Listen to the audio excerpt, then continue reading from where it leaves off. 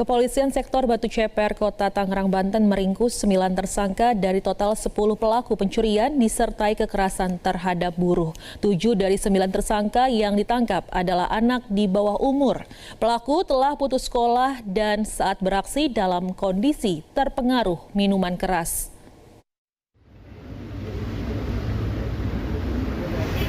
Dua dari 9 tersangka yang telah berusia dewasa dihadirkan saat dilakukan gelar perkara di Mapolsek Batu Ceper, Polres Metro Tangerang Kota. Sementara 7 tersangka lain merupakan warga Kota Tangerang, tidak dihadirkan karena masih berusia di bawah umur dengan status putus sekolah.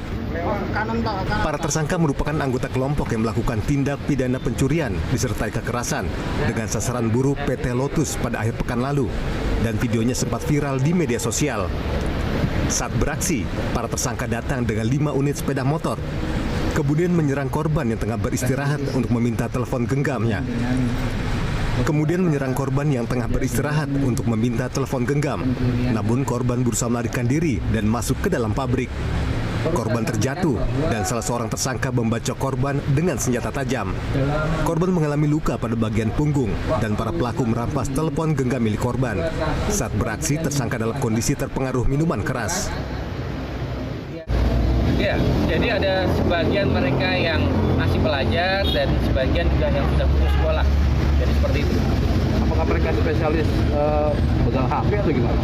Ya memang di malam hari itu juga mereka juga melakukan percobaan pencurian kekerasan ya terhadap penjaga warung toko di wilayah Neglasari juga. Waktu itu korban juga sempat dibacok namun tidak kena, ya kan? Dan korban melarikan diri sehingga handphonenya juga gagal diambil oleh para pelaku. Jadi seperti itu.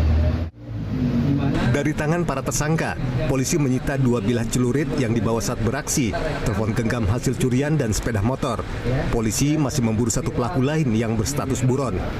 Para tersangka dijerat pasal 365 KUHP tentang pencurian disertai kekerasan dengan ancaman hukuman 12 tahun penjara. Sementara untuk anak di bawah umur dijerat dengan peradilan anak. Hakim Najili, JPM TV, Tangerang, Banten.